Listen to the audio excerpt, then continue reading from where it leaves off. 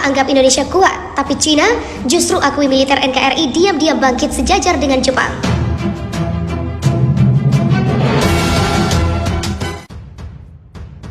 Cina nampaknya sangat mewaspadai kemampuan tempur militer Indonesia. Cina tahu jika militer Indonesia tak bisa dianggap enteng, karena pertumbuhan militer Indonesia saat ini dinilai Cina cukup cepat. Bahkan mereka memprediksi militer Indonesia bakal segera menjadi kuat. Indonesia memiliki potensi untuk menjadi negara besar. Modal SDM, SDA dipadu dengan disiplin tingkat tinggi, mampu membuat Indonesia unggul sebagai negara di kawasan. Hebatnya, walau nanti Indonesia sudah jadi negara besar dengan militer kuat, Jakarta tetap pada non-blok, pro perdamaian dunia. Indonesia tidak ingin memihak antara dua kekuatan saingan, meskipun semua intimidasi Cina. Dan dia mengadopsi strategi cerdik di Inggris dan Rusia untuk menghadapi tekanan Cina. Jakarta mencari dukungan dari konsorsium Harbor Energy Inggris dan perusahaan minyak negara Rusia Zarubezhnaf. Ujar Profesor Baradas Ghoshal yang dari Universitas Jawaharlal Nehru kepada India Naratif saat menanggapi isu konflik Indonesia-Cina di Natuna Utara. Bahkan, jalan Indonesia menjadi negara besar dengan kekuatan militer tangguh sudah terbuka lebar. Hal itu disampaikan langsung oleh pengamat militer Cina Liu Yongkun. Tujuan strategi nasional Indonesia adalah untuk menjadi negara besar dan ambisi ini selalu ada. Seperti yang dijelaskan di atas, semua modal sudah dimiliki, tinggal bagaimana Indonesia mengelolanya agar maksimal. Letak geografis, wilayah, dan perkembangan ekonomi Indonesia merupakan faktor yang menguntungkan untuk disebut sebagai negara besar. Tetapi masih ada kekurangan yang jelas dalam kekuatan pertahanan nasional. Didorong oleh ambisi negara sebesar itu, ia akan secara aktif mempromosikan modernisasi pertahanan nasional. Media Cina military.people.com pada 12 Oktober 2021 lalu juga menyoroti mengenai pembelian kapal Frigate Frame dan Arrowhead oleh Indonesia. Langkah ini disebutnya sebagai penguatan Angkatan Laut Indonesia untuk membangun kembali unggulan maritimnya di Asia Tenggara. Indonesia meluncurkan rencana modernisasi Angkatan Laut pada tahun 2014 untuk meningkatkan kapal aktifnya. Dalam beberapa tahun terakhir, Kementerian Pertahanan Indonesia telah memeriksa banyak jenis kapal baru dengan bobot lebih dari 4.000 ton, termasuk frigate kelas Ivan Hotfield, Denmark, frigate kelas Omega Belanda, kelas Jepang, dan kapal Bergamini Italia. Pada Juni tahun ini, Indonesia memesan 6 frigate kelas Bergamini dan 2 frigate kelas Mistral yang dipensiunkan Angkatan Laut Italia dari Italia. Tentu saja untuk memodernisasi Angkatan Laut, membeli peralatan saja tidak cukup. Tujuan utama kerjasama teknik militer luar negeri Indonesia adalah memperkenalkan teknologi melalui pembelian peralatan dan pembentukan kemampuan konstruksi yang mandiri. Pendekatan ini telah membuahkan hasil. Sebelumnya, Indonesia mengalahkan Korea Selatan dan memenangkan pesanan kapal pasukan dari Filipina. Dan rencana penawarannya diuntungkan dari peralatan dan teknologi yang diimpor dari Korea Selatan.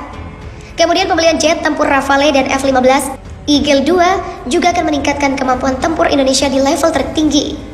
Cina juga menyoroti kemampuan tempur F-15 Eagle II Indonesia yang mereka nilai amat canggih. F-15EX dapat dikatakan sebagai pesawat tempur berat bermesin ganda tercanggih di dunia saat ini, sedikit lebih tinggi daripada Rafale Perancis.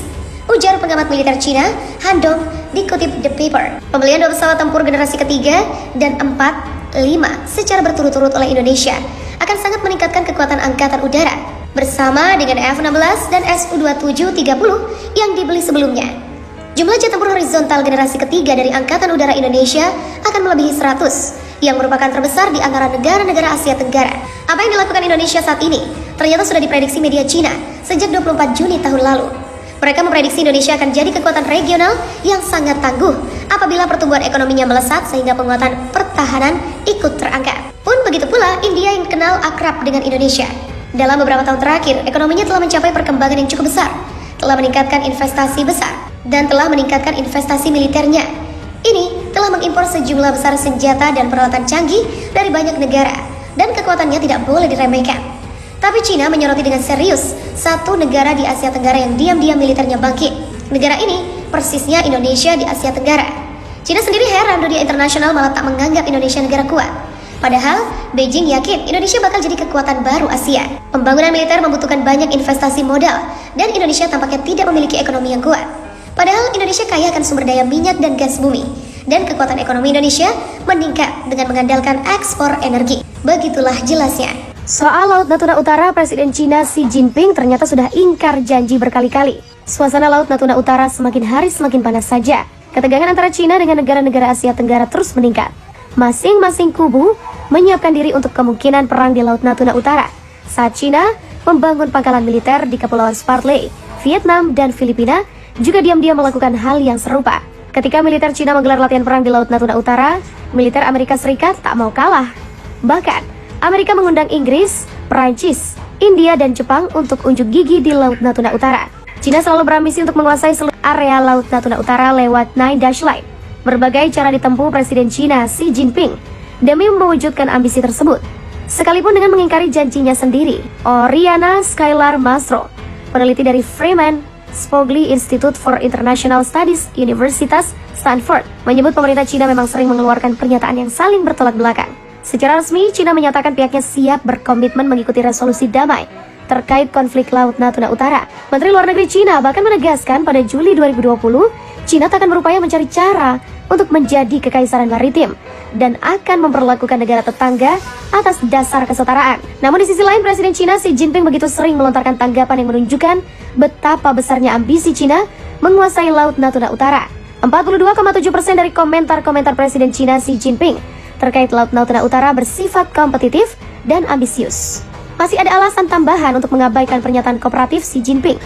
Reputasi buruk soal ketidakjujuran, begitulah Oriana mengatakan. Hampir 6 tahun lalu, tepatnya pada September 2015, Presiden Xi Jinping sempat mengeluarkan pernyataan sikap di Gedung Putih, Washington DC, Amerika Serikat. Xi Jinping berjanji tidak akan memiliterisasi pulau-pulau buatan China yang tengah dibangun di Laut Natuna Utara. Aktivitas konstruksi yang sedang dijalankan China tidak menargetkan ataupun berdampak pada negara manapun. Dan China kan tidak berusaha untuk mengejar proses militerisasi. Begitulah Xi Jinping mengatakan. Sebenarnya janji yang diucapkan Presiden Xi Jinping terkait Laut Natuna Utara tidak begitu spesifik dan jelas. Xi Jinping tidak menyebut pihaknya akan membekukan kegiatan pengerukan, pembangunan pulau, atau aktivitas lainnya di Laut Natuna Utara. Istilah militerisasi yang digunakan Presiden China itu pun tidak dijelaskan secara gamblang. Pada Mei 2019, Kepala Staf Gabungan Militer Amerika Jenderal Joseph Dunford mengatakan China jelas-jelas mengingkari komitmen di Laut Natuna Utara. China sudah membangun landasan pacu sepanjang 10.000 kaki, fasilitas gudang amunisi, pengerahan kemampuan rudal pertahanan secara rutin, kemampuan penerbangan, dan lain-lain. Artinya, China telah memiliterisasi pulau-pulau ini untuk membangun kendali terhadap Laut Natuna Utara dan kepulauan di dalamnya. Ini merupakan salah satu janji yang diinginkan oleh pasukan Presiden China Xi Jinping demi ambisi menguasai Laut Natuna Utara. Menurut Robert G. Sutter dan Chin Hao Huang, China memang selalu menampilkan dua sisi yang bertolak belakang ketika berhubungan dengan kebijakan luar negeri di Asia Tenggara. Dikutip pikiranrakyat.com dari Cooperative Connection, Presiden Xi Jinping beberapa kali mengungkapkan China selalu ingin memiliki kerjasama politik dan ekonomi, keuntungan bersama, dan hubungan baik negara-negara Asia Tenggara. Di sisi lain, Xi Jinping mengerahkan semua sumber daya yang dimiliki China untuk memenangkan sengketa di Laut Natuna Utara. Kontradiksi ini membuat banyak kritikus menggelari Xi Jinping sebagai pimpinan bermuka Janus. Janus dikenal sebagai tokoh Yunani yang selalu menggunakan wajah murah hati dan ramah demi menutupi ambisi yang didasari kontrol dan dominasi.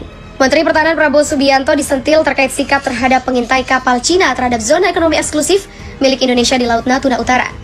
Pada awal Desember 2021, Cina mengirim klaim kepada Indonesia terkait kepemilikan Laut Natuna Utara.